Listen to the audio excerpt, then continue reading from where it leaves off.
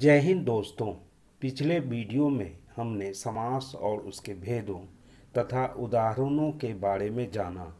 आज के इस भाग में हम समास से संबंधित कुछ संशय को चिन्हित कर उसे दूर करने का अभ्यास करेंगे। इसके अंतर्गत कर्मधारय समास और बहुब्रीहि समास के बीच के अंतर को स्पष्ट करेंगे। तो शुरू करते हैं। समास में कुछ ऐसे समस्त पद हैं जिसको लेकर हम अक्सर भ्रमित हो जाते हैं अथवा यह तय करने में असमर्थ हो जाते हैं कि वह समस्त पद किस समास से संबंधित है। कुछ समस्त पद समान प्रतीत होने के कारण हम दुविधा में पड़कर बहुब्रीहि समास मानने के बजाय कर्मधारय समास मान बैठते हैं तथा कर्मधारय समास मानने के बजाय बहुब्रीहि समास मान लेते हैं। अतः हमें इसके बीच के फर्क को जान लेना अत्यंत आवश्यक हो जाता है ताकि उचित निर्णय लेने में हमें कठिनाई महसूस न हो एवं अशुद्धिकरण से हम बच सकें। अब हम कर्मधारय समास और बहुब्रीहि समास के बीच के अंतर को स्पष्ट करेंगे। कर्मधारय समास और बहुब्रीहि समास के मध्य अंतर।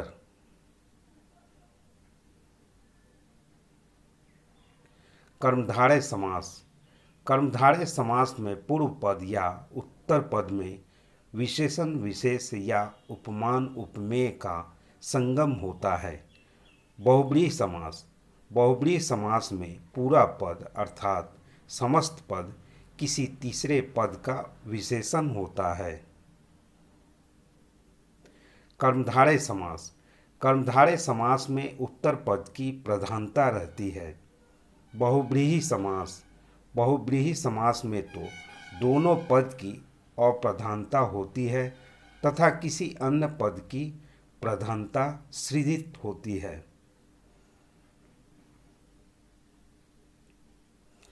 कर्मधारय समास। कर्मधारय समास का विग्रह रूप शब्दात्मक या पदात्मक होता है। बहुब्रीहि समास। इसके विपरीत बहुब्रीहि समास का विग्रह रूप वाक्यात्मक होता है। कर्मधारय समास। कर्मधारय समास का स्वतंत्र अस्तित्व नहीं होता है बल्कि यह तत्पुरुष समास के अंतर्गत आता है। बहुब्रीहि समास। परंतु बहुब्रीहि समास का एक स्वतंत्र अस्तित्व होता है। इसे उदाहरण से स्पष्ट करना उचित होगा। नीलांबर, नीला है अंबर, वस्त्र जो। कर्मधारय समास। नीलांबर, नीला है अंबर, वस्त्र जिसका वह। शनिदेव। बहुब्रीहि समास।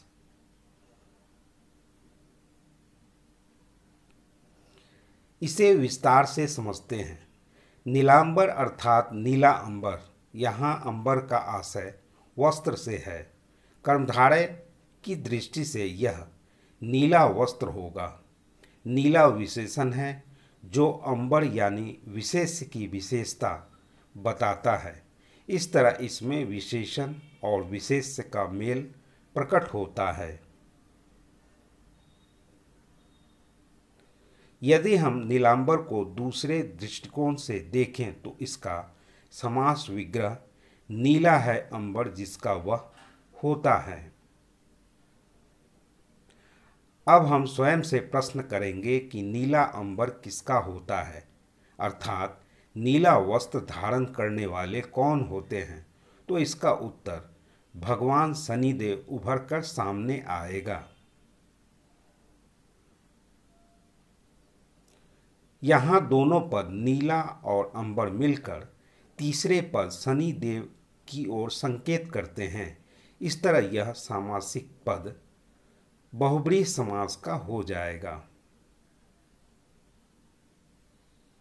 यद्यपि दिखने में तो ये समान जान पड़ते हैं परंतु विग्रह करने के पश्चात फर्क का ज्ञात होता है।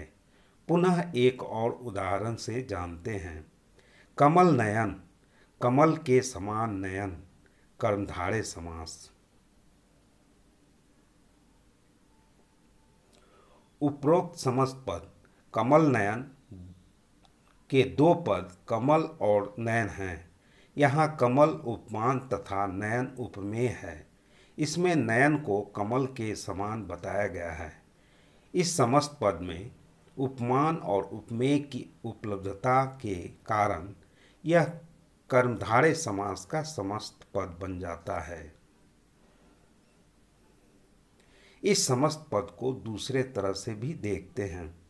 कमल नयन, कमल जैसे नयन हैं जिसके वह कृष्ण। बहुव्रीहि समास। यहाँ दोनों पद कमल और नयन मिलकर किसी अन्य अर्थ को प्रकट करते हैं। सारा संसार जानता है कि भगवान कृष्ण के नयन कमल के समान सुंदर हैं। अतः यह सामासिक पद हमें कृष्ण की ओर इशारा करता है। इस तरह से यह समस्त पद बहुव्रीहि समास का हो जाता है।